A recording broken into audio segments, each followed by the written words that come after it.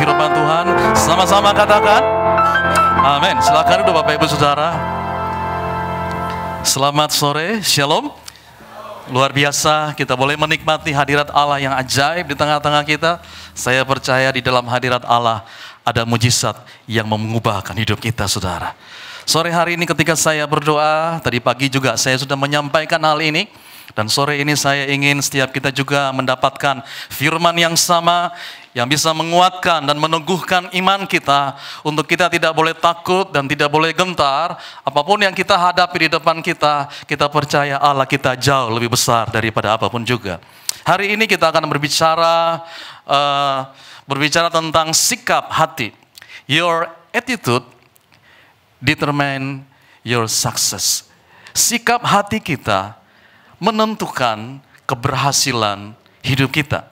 Satu kali saya membaca dari kisah seorang yang sangat terkenal yang bernama Viktor Frankl. Mengapa orang ini begitu terkenal? Karena dia hanya sedikit dari sekian banyak orang yang lolos dari kamp konsentrasi Nazi Jerman. Kita tahu bahwa banyak orang-orang Yahudi pada tahun-tahun 40-an, Bapak Ibu Saudara, ditangkap dan dimasukkan di kamp konsentrasi itu, dan banyak dari mereka yang tidak bisa lolos karena itu tempat yang sangat menyeramkan, sangat menakutkan. Tetapi anehnya, ada satu orang yang bernama Viktor Frankl, dia bisa berhasil lolos dari kamp konsentrasi itu. Dan dia menceritakan apa yang menyebabkan dia berhasil keluar dari tempat yang mengerikan, yang membuat ribuan orang Yahudi meninggal pada waktu itu. Dia berkata seperti ini, ketika saya ada di dalam camp itu, saya mengarahkan pandangan saya kepada Tuhan. Saya tidak mengizinkan kegelapan, tekanan, dan aniaya. Saya tidak mengizinkan ketakutan dan keputusasaan menguasai hati saya.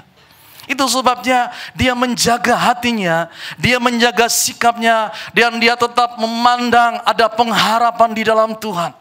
Selama berhari-hari dia lakukan hal itu sampai pada waktunya para tawanan dibebaskan dan orang ini bisa diselamatkan. Bapak Ibu yang dikasihi Tuhan, dari kisah ini kita melihat bahwa sikap yang kita miliki itu menentukan apakah kita akan menjadi seorang pemenang atau kita menjadi seorang yang gagal. Sikap yang kita ambil dalam hidup kita akan menentukan apakah hari ini kita akan kecewa dan tawar hati, atau justru sebaliknya kita akan bangkit dan keluar sebagai pemenang dalam hidup kita. Itu tergantung di dalam sikap kita. Itu sebabnya bisa kita lihat di dalam PowerPoint yang saya sudah siapkan sore hari ini, bahwa sikap itu merupakan hal yang sangat penting yang kita harus miliki di dalam kehidupan kita. Kenapa? Karena keberhasilan hidup kita ternyata hanya ditentukan oleh sikap kita.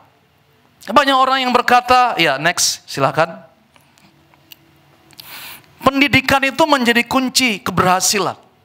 Sehingga banyak orang belajar sungguh-sungguh, dia ingin memiliki gelar yang sangat banyak. Tidak salah kalau kita belajar dan memiliki gelar yang banyak. Tetapi kalau ada orang yang menyangka, kalau dia punya gelar yang banyak, dia punya pendidikan yang tinggi, dia sekolah di sekolah yang terkenal, dan itu menjadi kunci keberhasilan, kenyataan di lapangan, banyak orang yang punya pendidikan yang tinggi, tetapi toh gagal di dalam kehidupannya. Dalam rumah tangganya gagal, di dalam usahanya gagal. Bukan berarti kita tidak sekolah tinggi-tinggi, tetapi pendidikan tidak bisa menjadi jaminan keberhasilan hidup kita.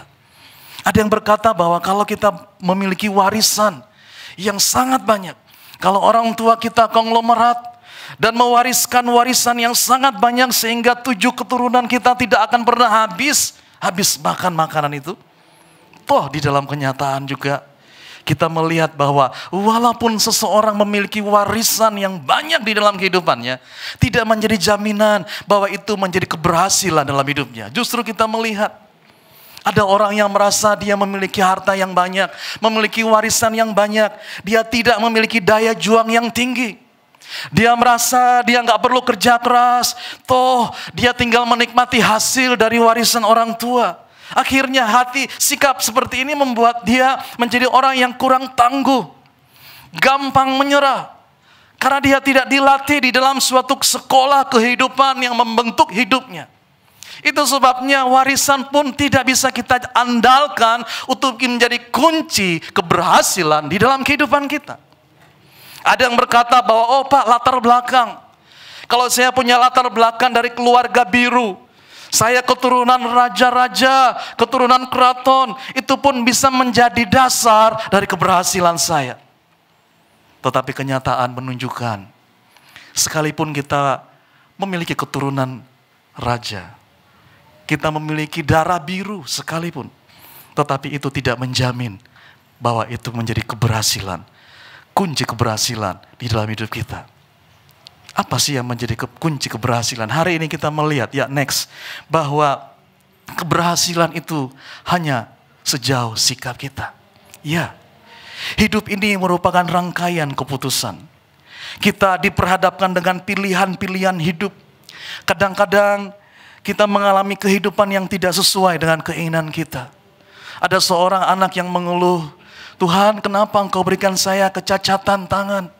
Pada waktu dia kecil, dia jatuh dan tangannya patah, sehingga harus diamputasi. Dia berkata, Tuhan, kenapa aku harus mengalami hal seperti ini? Ada kalanya di dalam hidup kita mengalami pengalaman-pengalaman yang mungkin kita tidak sukai. Ada pengalaman-pengalaman yang mungkin mengecewakan hidup kita. Tetapi saya beritahu, kita bisa menjadi terpuruk atau kita bisa hidup berkemenangan tergantung dari sikap atau respon yang kita miliki. Di dalam gambar ini kita melihat bahwa orang yang cacat pun dia bisa menjadi seorang pilot helikopter. Dia tidak mengizinkan kecacatannya menjadi penghalang bagi dia untuk hidup maksimal, untuk hidup menjadi berkat dan menikmati kehidupan yang normal. Seorang yang sudah usia lanjut, dia bisa memilih untuk berolahraga dan berlari. Karena hidup itu adalah rangkaian pilihan di dalam kehidupan kita. Itu sebabnya malam hari ini Tuhan ingin kita menjaga hati dan sikap kita. Karena sikap itu menentukan apakah kita akan melihat kemenangan, mujizat, pertolongan Tuhan. Atau justru kita menjadi orang yang terpuruk. Kita menjadi orang yang sepertinya putus asa dan kita menyesali hidup kita. Dan ini bukan rencana Allah dalam hidup kita. Dia ingin kita menjadi orang yang luar biasa, yang diberkati, yang dipakai Tuhan dengan luar biasa. Itu sebabnya hati kita harus menjadi hal yang sangat penting yang kita harus jaga. Amsal 4 ayat 23 dikatakan, jagalah hatimu dengan segala kewaspadaan. Jagalah hati kita dengan segala kewaspadaan. Lebih daripada menjaga harta kita, lebih daripada menjaga apapun juga saudara. Karena dari situlah terpancar kehidupan kita. Hidup dan mati kita ditentukan oleh sikap hati kita. Dan kadang-kadang hati kita ini mudah dipengaruhi oleh keadaan, oleh situasi saudara. Kita ini adalah makhluk yang mudah sekali dipengaruhi oleh perasaan. Kalau situasi di sekitar kita baik, perasaan kita baik saudara.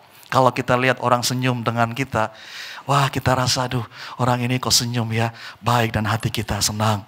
Tapi coba ada orang masuk ke ruangan ini, wajahnya seperti pepaya mentah saudara. Gak ada senyum, serius. Auranya aja, aroma aja sudah mendatangkan suatu orang ini lagi ngapain sih, lagi ngalami apa. Hati itu menentukan hidup kita. Masa depan kita ditentukan oleh hati kita. Itu sebabnya pada siang hari ini, malam hari ini Tuhan mau supaya kita menjaga hati kita lebih daripada menjaga apapun di dalam kehidupan kita. Next, kita akan melihat bahwa respon atau sikap hati yang benar, ya kita akan lihat di layar. Sikap yang benar adalah kemampuan Anda untuk memberikan respon yang benar dalam situasi apapun, baik itu situasi yang baik maupun situasi yang buruk. Kita harus belajar di dalam hidup kita untuk menjaga sikap kita. Ya, karena tidak semua keadaan itu berjalan seperti yang kita mau. Kadang-kadang kita sudah merancangkan yang baik. Semua program sudah kita rancang dengan baik di atas kertas. Bisa saja di tengah jalan bisa gagal. Kadang-kadang kita pikir apa yang kita pikirkan baik. Ternyata pada kenyataannya tidak baik. Bapak, Ibu, Saudara, kenyataan hidup yang kita alami selalu menunjukkan bahwa apa yang kita pikirkan, yang kita rancangkan sepertinya tidak semua berjalan semestinya. Itu sebabnya ada orang seringkali berkata, aku kecewa, aku putus asa. Kenapa? Orang ini sudah aku andalkan. Dia pegawai yang baik, tetapi ternyata dia di belakang menusuk saya, Pak. Dia lupa bahwa kalau dia bisa berhasil itu karena saya. Tetapi sekarang dia menjadi orang yang menusuk saya dari belakang. Padahal saya ingin membuat dia lebih berhasil lagi. Tetapi saya kecewa dengan orang ini. Berapa kali kita mengalami hal seperti itu? Itu kenyataan yang kita hadapi. Tetapi sore hari ini, mari kita melihat bahwa sikap yang akan menolong kita untuk kita bangkit dan kita maju dan melihat kemenangan ada di pihak kita, saudara. Allah tidak pernah meninggalkan kita. Amin. Itu sebabnya mari kita lihat yang kedua, definisi sikap adalah banyak orang Kristen gagal dalam kehidupan karena tidak tahu bagaimana memberi respon yang benar dalam situasi sulit yang dihadapi. Apalagi orang yang anak muda sekarang itu suka baper, saudara. Baper itu apa? Tadi yang anak muda tahu. Perasaan. Itu temannya mulai ngomong-ngomong aja, bukan ngomong tentang dia, tapi karena orangnya baper, suka bawa perasaan. Dia bilang, tuh mulai ngomongin saya lagi tuh. Itu orang itu gak tahu bahwa aku itu gak pernah ngomongin dia. Saudara, kadang-kadang kita ini terlalu bawa perasaan. Bahkan seringkali kita berasumsi. Kita mengira-ngira bahwa orang itu gak suka dengan saya. Kita mengira-ngira bahwa supaya rupanya orang itu enggak memperhatikan hidup saya. Kita seringkali memberi respon yang salah dalam sikap kehidupan kita. Dan sikap yang salah itu akan menentukan hidup kita. Sehingga banyak orang, saudara, seringkali hidup suka tersinggung, suka marah-marah. Dia tidak bisa menguasai dirinya. Kenapa? Karena dia tidak belajar mengelola sikap hatinya. Padahal Amsal mengingatkan kita, jaga hati kita. Karena seringkali orang yang kita anggap baik, satu kali pun bisa tidak baik. Itu sebenarnya Tuhan berkata, jangan mengandalkan manusia. Terkutuklah kalau kita mengandalkan manusia. Tetapi diberkatilah orang yang mengandalkan Tuhan. Saudara, kita hanya mengandalkan Tuhan dan tidak menjadikan manusia sebagai sumber satu-satunya pertolongan kita. Allah ingin supaya kita menjadikan dia satu-satunya sumber pertolongan di dalam kehidupan kita. Mari kita akan lihat di dalam ayat ini, apa yang akan membedakan sebuah sikap. Di dalam Bilangan pasal 13, ya next. Bilangan 13 dan 14 merupakan contoh yang paling jelas mengenai sikap positif dan negatif. Kisah ini menceritakan bagaimana bangsa Israel mengirimkan 12 pengintai, di mana 10 pengintai kembali dengan pandangan yang negatif, dan 2 pengintai, yaitu Yosua dan Kaleb, dengan pandangan yang positif. Hasil akhir dari pemikiran negatif adalah satu generasi dimusnahkan oleh Allah dan tidak masuk di dalam tanah perjanjian. Mari kita baca ayat itu di dalam kitab Bilangan pasal 13. Ayatnya yang ke-27. Dikatakan di sana di dalam kitab Bilangan 13 ayat 27. Mereka menceritakan kepadanya, kami sudah masuk ke negeri kemana kau suruh kami, dan memang negeri itu berlimpah-limpah susu dan madunya, dan inilah hasilnya. Hanya bangsa yang diam di negeri itu kuat-kuat, dan kota-kotanya berkubu dan sangat besar, juga keturunan Enak telah kami lihat di sana. Ayat 29. Orang Amalek diam di tanah Negeb, orang Het, orang Yebus dan orang Amori diam di pegunungan, orang Kanaan diam sepanjang laut dan sepanjang tepi sungai Yordan. Kemudian Kaleb mencoba menenteramkan hati bangsa itu di hadapan Musa, katanya, tidak, kita akan maju dan menduduki negeri itu, sebab kita pasti akan mengalahkannya. Tetapi orang-orang yang pergi ke sana bersama-sama dengan dia berkata, kita tidak dapat maju menyerang bangsa itu, karena mereka lebih kuat daripada kita. Juga mereka menyampaikan kepada orang Israel kabar busuk tentang negeri yang diintai mereka, dengan berkata, negeri yang telah kami lalui untuk diintai adalah suatu negeri yang memakan penduduknya. Dan semua orang yang kami lihat di sana adalah orang-orang yang tinggi-tinggi perawakannya. Juga kami lihat di sana orang-orang raksasa, orang enak yang berasal dari orang-orang raksasa, dan kami lihat diri kami seperti belalang. Demikian juga mereka terhadap kami. Bapak Ibu yang dikasihi Tuhan, kita akan pelajari ada dua sikap yang berbeda di dalam kisah ini, yaitu 10 pengintai dan 2 pengintai. Mari kita lihat apa perbedaan sikapnya. Ya, next. Dari 10 orang pengintai dan 2 orang pengintai. 10 orang pengintai ketika mereka melihat besarnya tantangan yang mereka hadapi, mereka bersungut-sungut. Kenapa mereka bersungut-sungut? Karena mereka berkata, Tuhan, kan Engkau berkata kami akan memasuki tanah Kanaan yang penuh dengan susu dan madu. Tetapi kenapa kami harus menghadapi tantangan? Kenapa kita harus berperang lagi? Tuhan, bukankah ini kita harus bersusah-susah, berlelah-lelah untuk memasuki tanah Kanaan? Mereka bersungut-sungut. Bapak Ibu yang dikasihi Tuhan, inilah seringkali kondisi yang kita alami di dalam hidup kita. Mengikut Tuhan, Tuhan tidak pernah janji kalau kita ikut Tuhan semua jalan rata, semua udara akan cerah, saudara. Tidak. Tapi Tuhan berjanji bahwa Dia akan menyertai kita dalam keadaan apapun. Dia selalu ada untuk hidup kita. Amin. Dia selalu ada dalam hidup kita. Tetapi 10 pengintai ini begitu dia melihat besarnya tantangan, orang-orang raksasa yang membuat mereka seperti belalang, mereka mulai bersungut-sungut. Mereka mulai merasa, jangan-jangan kita akan mati di sini. Jangan-jangan kita nggak akan berhasil memasuki tanah Kanaan. Padahal Bapak Ibu Saudara, Tuhan sudah berjanji. Dan kalau Tuhan berjanji, Tuhan tidak pernah mengingkari janjinya. Tuhan janji bahwa mereka pasti mampu masuk ke tanah Kanaan yang berlimpah dengan susu dan madu. Suatu keadaan yang penuh dengan berkat, sukacita, damai yang Allah sediakan. Tetapi bukan berarti ketika mereka ingin masuk ke tanah Kanaan, mereka tidak mengalami tantangan. Tidak. Ada orang yang berkata kepada saya seperti ini, Pak, Tuhan suruh saya buka usaha. Tetapi kenapa ya? Ketika pertama kali buka usaha, banyak sekali masalah yang saya hadapi. Banyak sekali pergumulan. Katanya Tuhan menyuruh saya. Tetapi kenapa ada banyak masalah yang saya hadapi? Saya katakan kepada orang ini, ya, Tuhan tidak pernah berjanji kalau kita ikut Tuhan semua akan mulus. Walaupun kita tahu itu merupakan kehendak Allah, itu merupakan rencana Tuhan. Tetapi di sana ada masalah justru supaya kita mengandalkan Tuhan.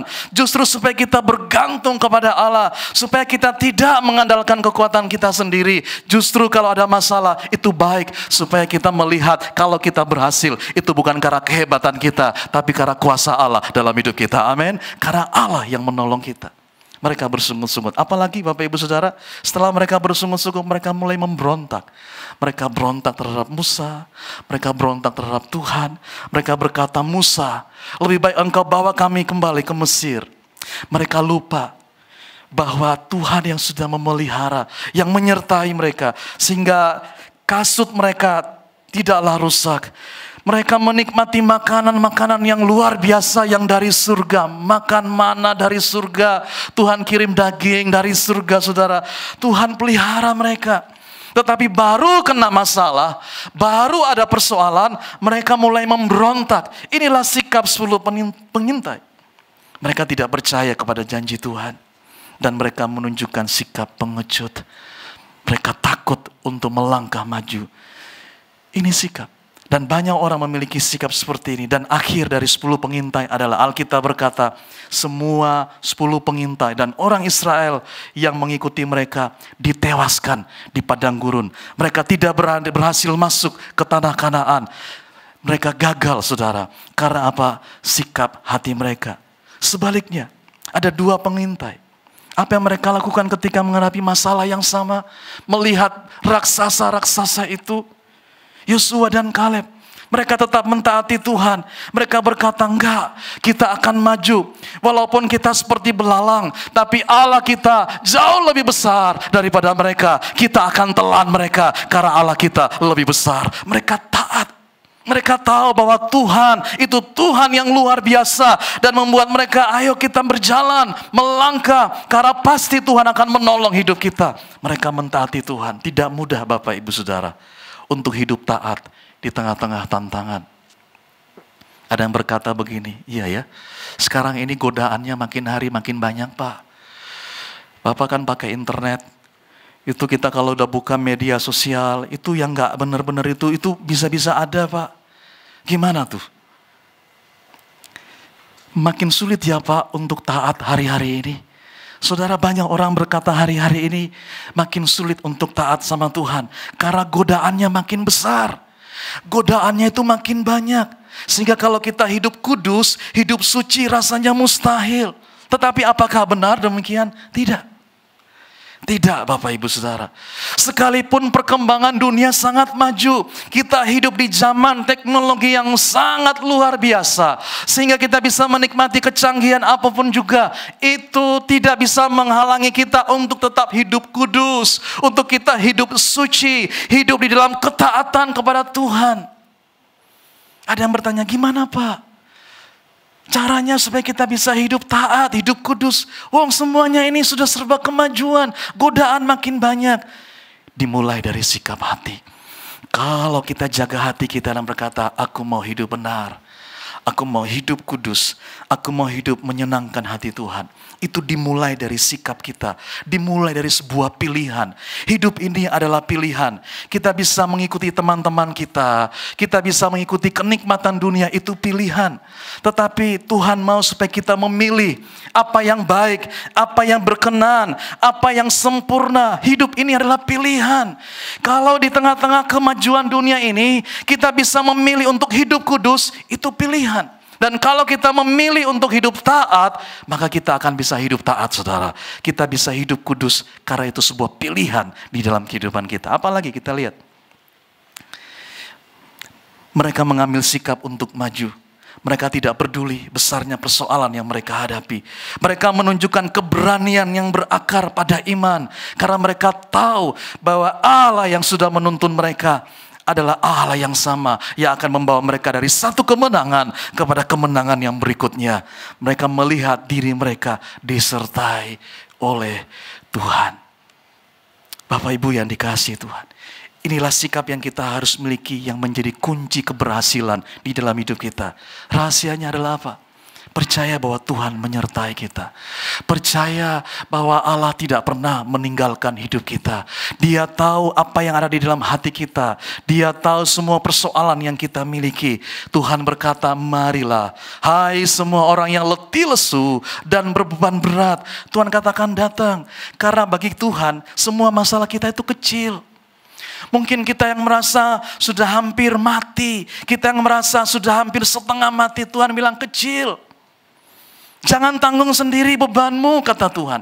Datang, bawa kepada Allah. Marilah kepadaku, hai semua orang yang letih lesu. Tuhan punya jalan keluar. Dia punya cara untuk membuat jalan dalam hidup kita. Sekalipun tidak ada jalan, Dia bisa membuat jalan dalam hidup kita, saudara. Karena Dia Allah yang sanggup membuka jalan.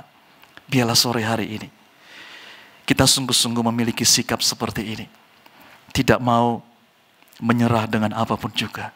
Itu sebabnya 3 hal orang yang punya sikap yang benar. Hal yang pertama, mari kita lihat teks. Kalau kita memiliki sikap ini, maka ciri-ciri yang pertama, orang yang punya sikap yang benar, yang menjadi kepribadian orang-orang yang sukses, dia memiliki keyakinan bahwa bahwa Anda bisa dan akan berhasil meraih apa yang Anda inginkan. Saudara, ini merupakan sikap hati, keyakinan. Kalau kita yakin sungguh-sungguh bahwa Allah di pihak kita, maka kita yakin bahwa bersama dengan Tuhan Allah sanggup melakukan segala perkara dan membuat apa yang kita kerjakan berhasil, saudara. Amin. Yakinlah bahwa Tuhan tidak pernah meninggalkan kita. Dia ada di mana? Dia di dalam hati kita. Dia dekat dengan kita. Dan Dia ingin melihat hidupmu dipulihkan, keluargamu diberkati, usahamu diberkati, studi kita diberkati, supaya nama Tuhan dipermuliakan, nama Tuhan diagungkan. Amin, saudara. Allah ingin engkau hidup di dalam sukacita. Yang kedua, mari kita lihat, kalau kita punya sikap yang positif, maka kita akan menjadi orang yang fokus pada tujuan, bukan pada hambatan. Hambatan selalu ada. Kaleb dan Yosua mengalami hambatan, tetapi mereka tidak izinkan hambatan itu menghalangi perjalanan iman mereka. Mereka tidak izinkan hambatan itu membuat mereka putus asa dan kecewa. Mereka fokus pada tujuan yang mereka tahu bahwa Allah menjanjikan tanah perjanjian yang penuh dengan susu dan madu. Dan mereka pegang janji itu. Hari-hari ini kita perlu orang-orang yang pegang janji. Orang-orang yang berdiri di atas kebenaran firman Tuhan. Orang-orang yang berani percaya. Sekalipun hal yang tidak mungkin. Sekalipun mustahil. Tapi dia berani percaya dan berkata bahwa firman Allah tidak pernah berubah. Firman Allah ya dan amin. Yang terakhir, yang ketiga. Kalau kita punya sikap yang baik, maka hal yang ketiga ini akan kita miliki di dalam kehidupan kita. Kita akan menjadi orang yang pantang menyerah dalam hidup kita. Ya, sikap hati yang benar menyebabkan sikap pantang menyerah. Orang kalau tahu bahwa dia disertai Tuhan, kalau dia tahu bahwa Allah menyertai dia tidak perlu takut dan khawatir apapun juga. Dia adalah orang yang pantang menyerah. Satu kali ada seorang anak yang mengikuti perlombaan mobil-mobilan. Ada puluhan anak mengikuti lomba. Dan setelah seleksi yang begitu ketat, tinggal 4 orang anak yang masuk ke finish. Satu orang anak bernama Mark, dia punya mobil-mobilan yang tidak terlalu bagus, hanya dari kayu saja. Sedangkan 3 temannya memiliki mobil-mobilan yang sangat bagus. Dan hari itu babak final, dan semua peserta siap di landasan pacu. Dan ketika aba-aba diberikan dan mulai perlombaan itu, dan semua anak-anak mulai mendorong mobilnya dan melewati lintasan dan mereka mulai berlomba. Tetapi sebelum perlombaan dimulai, Mark dia mengambil waktu untuk berdoa sambil mulutnya berkomat kamit. Dia berdoa. Ternyata apa yang dilakukan ini diperhatikan oleh seorang juri. Dan ternyata lomba itu dimenangkan oleh Mark. Dia menang. Dan ketika dia menang, sang juri bertanya kepada Mark, "Mark, tentu kamu berdoa supaya lawan-lawanmu kalah dan kamu menang." Si Mark berkata, "Enggak, Pak. Saya berdoa supaya kalau saya kalah, saya tidak menangis. Saya tidak berdoa untuk saya menang, tetapi saya siapkan hati saya. Kalaupun saya kalah, saya tidak menangis." Dia sungguh-sungguh rindu bahwa kalaupun dia kalah, itu bukanlah akhir dari segalanya. Dia siap menanggung resiko dan dia akan bangkit lagi karena Tuhan memberikan dia kekuatan dan dia percaya bahwa Allah akan memberikan yang terbaik di dalam kehidupannya. Malam hari ini, 3 hal yang kita pelajari. Yang pertama, Tuhan mau supaya kita punya sikap hati yang benar. Jaga hati kita. Situasi bisa berubah, orang bisa berubah, keadaan bisa berubah. Tetapi kalau kita punya sikap hati yang benar, kita tidak akan dikuasai oleh kekecewaan, oleh tawar hati dan putus asa. Tapi justru kita maju dan keluar sebagai pemenang. Yang kedua, biarlah malam hari ini kita fokus kepada Tuhan. Percayalah bahwa Tuhan menyertai kita. Kalau kita tahu Tuhan menyertai kita, maka bersama dengan Tuhan, perkara-perkara besar terjadi dalam hidup kita. Dan yang ketiga, saudara, jangan pernah menyerah. Kalau kita gagal, bukan berarti Tuhan meninggalkan kita. Kegagalan hal yang biasa. Banyak orang berhasil setelah dia mengalami kegagalan dalam hidupnya. Kegagalan merupakan cara Tuhan melatih kita untuk tidak boleh putus asa. Percayalah bahwa waktu Tuhan itu waktu yang terbaik. Tuhan tidak pernah tergesa-gesa bekerja. Dia juga tidak berlambat-lambat. Tetapi Tuhan bekerja selalu tepat pada waktunya. Amin. Mari kita datang kepada Tuhan malam hari ini. Mari kita sungguh-sungguh izinkan Roh Kudus memeriksa hati kita. Jangan izinkan hal apapun juga membuat kita takut, khawatir tentang hari esok. Biarkan Roh Kudus menyelidiki hati kita. Kita akan nyanyikan pujian selidiki aku. Lihat hatiku. Apakah aku sungguh-sungguh mengasihi Tuhan? Malam hari ini Roh Kudus ada di tengah-tengah kita. Biarkan dia melihat ada suatu hati yang sungguh-sungguh mencintai Tuhan.